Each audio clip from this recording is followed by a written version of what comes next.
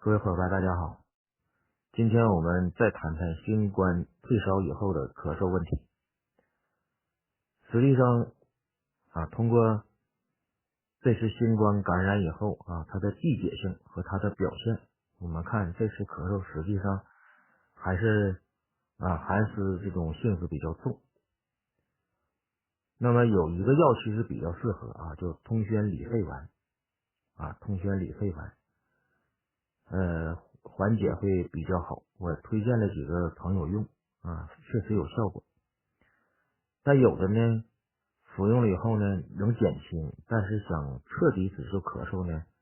还很难。包括我上节课讲了一个方子有些人服用了以后呢确实不那么剧烈的咳嗽，但是呢偶尔还会有就是很头疼。那么这次新冠我们看它发作的季节11月份12月份它会严重。第二点呢，就是这个季节空气都特别冷，很多人得了新冠以后也怕冷的。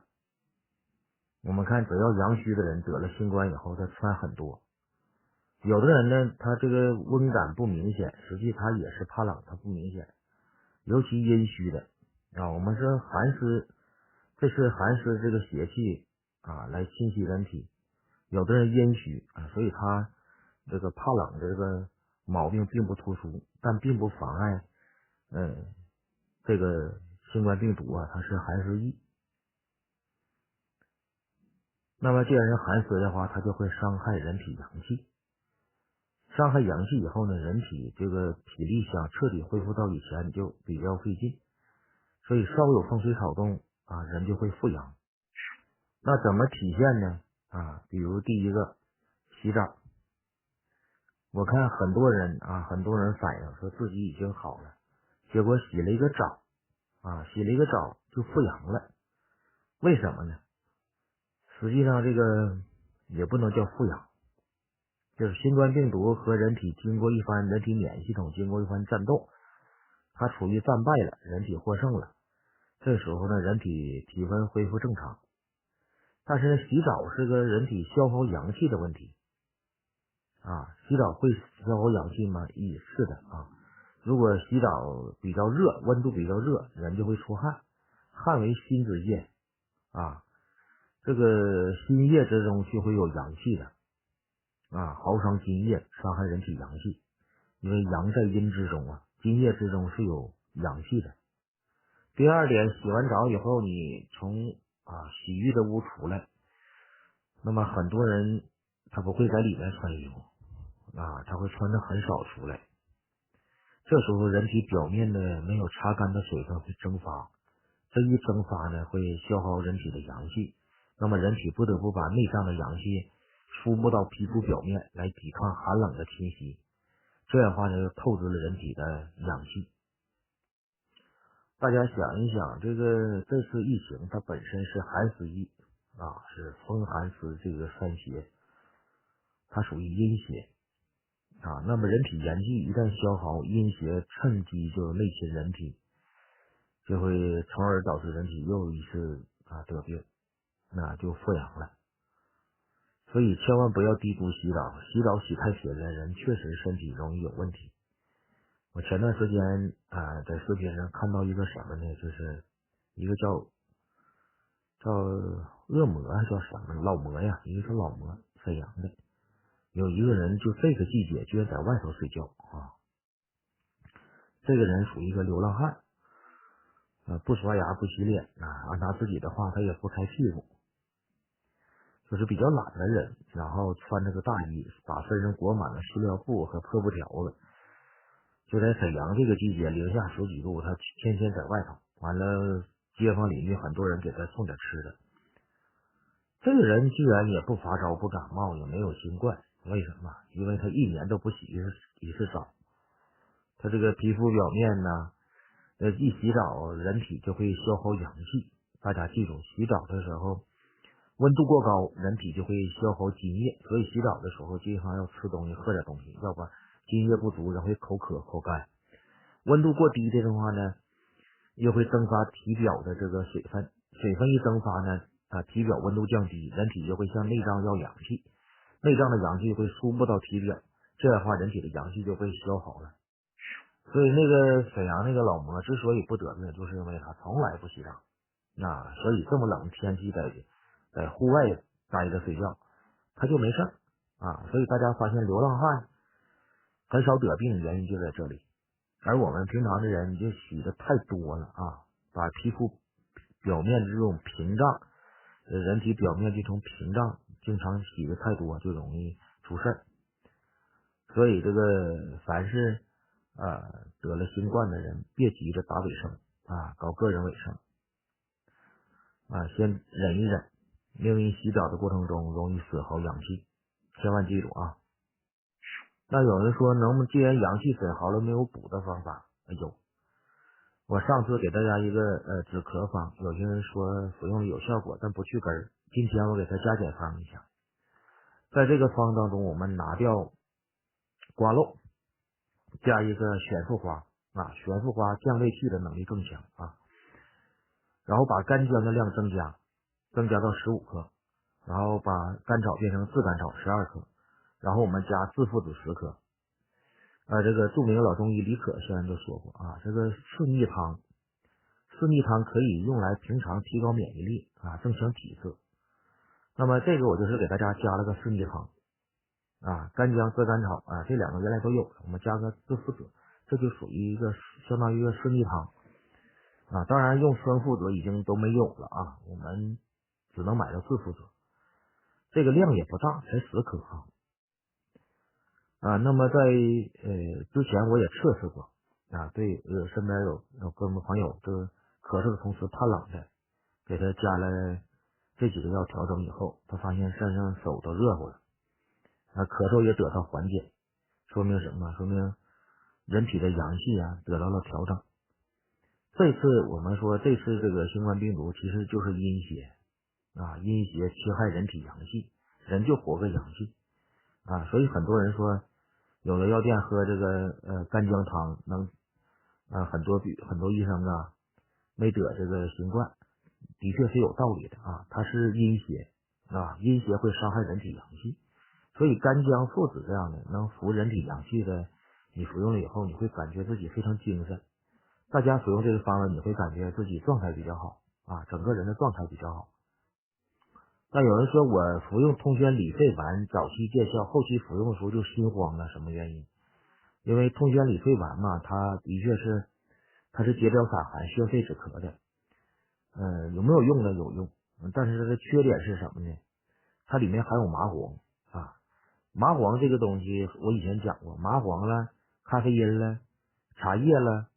还有那个我们说大烟壳叫罂粟壳，这些东西它容易损阳。所以为什么经常吸毒的人，他这人的身体状况都完了呢？它是损阳的。如果吃通宣理肺丸，觉得自己心慌吃到后期心慌有点头晕，你可以加点桂附地黄丸补点阳气就会马上缓解，你也不会怕冷了。今天这个方案呢，我们加了制附子，制附子是大辛大热的上助心阳以通脉，中温脾阳而散寒，下呢还不能补肾火，能回阳，所以能峻补元阳。干姜呢本身温中散寒温阳守中，回阳通脉，和附子合用呢，主要是增强人体元阳之气。元阳之气一旦足的话呢，人浑身热乎乎的这个手也热乎乎的，人心情特别自信。所以这个小方大家不要低估了我们可以把它熬来服用一下，你发现你的咳嗽缓解的一定是非常快的马上就会去根儿。今天我们的寝室课呢聊的主题是从正药想到的。这几天我看了一个报道说是一个男士在小区这个群里头留言，说自己发烧了，家里没有退烧药也买不着，完有个女孩呢邻居就说自己家有，可以送给他，然后就报了自己门牌号。结果这个男士就来到女孩的门口敲门，他敲了很长时间，女孩也没给他开门，因为女孩正找剪刀给他剪那个退烧药呢，退烧药是成片的嘛，给他剪下来，结果开门就晚了一些。开门以后呢，被这个男士破口谩骂而且还被这个男士给推伤。女孩呢听到男孩骂，就把这视频都录下来了，然后发到网上，引起人们的争议。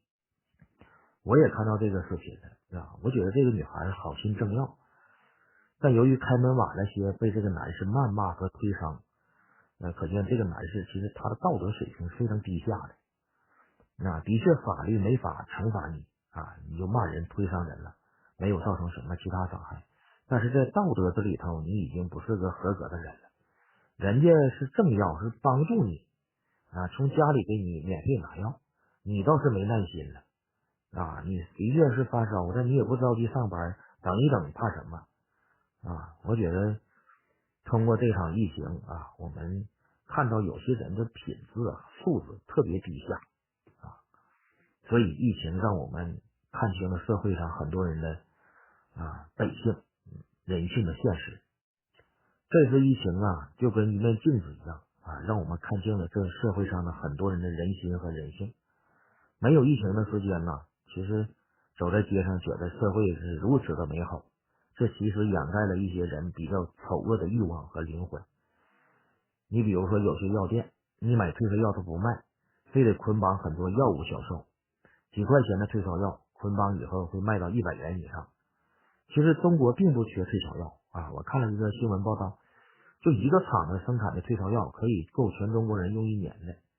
但为什么我们就买不着呢？因为有很多人囤积退烧药有这些坏习惯人性的丑陋一面嘛。有些人囤积的量超过了自己家人的用量然后拿过来送人去走人情结果他囤积了以后，比如一家你买了20盒，那其实2盒就够你用了，买了20盒就导致有那你买了20盒就导致可能有18家就买不着了，这就导致市场上我们买退烧药就买不到。所以这里呢，我们还是应该感谢我们政府。如果我们没有一个强大的政府领导着我们，管理着我们，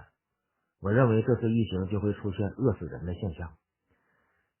很多市民这个恐慌囤积粮食，就会导致有些市民买不到粮食出现饿死人的现象我在前段时间在一个视频里看到过，有个老太太每次大家都是买菜嘛，都是疯狂囤积菜，导致一个老太太1个月没买着菜，她也不会方法买不着，结果1个月没吃着菜。后来在这个小区的群里把自己的事说出来了社区给她送菜，老太太才吃到。所以呢，应该感谢我们有一个强大的党和政府。所以大家无论何时都要记住，不要总抱怨政府，有意见可以提这次疫情我们政府做的真的已经很到位了，毕竟我们是14亿人口的大国，无论放在哪个国家，任何一个政党想领导这么大一个国家，都是照顾不了那么周全的。这么多人口发生任何事儿都不是小事，都是大问题。我觉得疫情期间出现的奇葩现象都是人性的体现，人性的本质是自私的，所以我们对人性不要期待太高，不期待太高就都是意料之中。有人说人多的地方这个人性暴露无遗抢东西囤积东西，所以还是远离人多的地方，归隐山林像陶渊明一样远离城市，这样会不会得到灵魂的安宁呢？我觉得不会的陶渊明远离城市，归隐田园他活得也并不愉快这会儿好像身体有病，再加上饥饿，这会儿饿死了。前些天我也看到一个农民在农村种菜被很多中年妇女给偷了，抓到以后这些中年妇女还骂人还有的是什么呢？到秋天收土豆的时候，搞机器给土豆给豁出来了以后，被机器收割以后，还有没收完的，拾荒的就进来抢土豆了。然后我看土豆的种植者就是撵也撵不过来你撵这头，他上那头抢去，就跟抢一样。其实你捡了一条土豆能多少钱呢？几十块钱，但为什么捡呢？为了利益呗所以有人的地方就有利益增多，说明目前我们的生活还没有完全富裕起来，大家对物质欲望的追求还没有得到满足，所以才会为了眼前的一些利益而不择手段，甚至不要脸面。但事实上呢，人越追求眼前的利益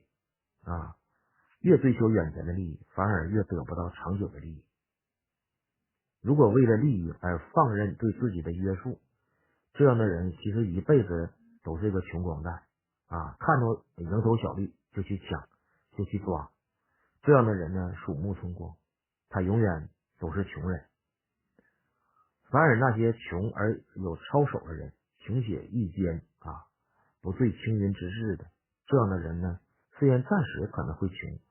但迟早都会成功的。就像有一次我在网上看到一个吃席，也不知道是哪里的但我感觉不像是我们东北的，因为东北的吃席我去过这个农村还是城市吃席我也去过。菜上来以后呢，基本上走的时候菜都剩下一半以上虽然这菜不知道最终是打包回家了还是哪里去了，但我感觉在东北吃席的时候菜都剩一半以上。然后我那天看一个吃席的，也不知道是哪个省份的这个菜刚上来，就大家那个筷子都快疯了，把这个肘子肉全夹到自己碗里，给自己碗架高高的。实际你到底能不能吃呢？那不一定。还有的直接拿塑料袋往自己这里倒的，就是这种就像抢的一瞬间，我觉得这是吃席我第一次见到这样。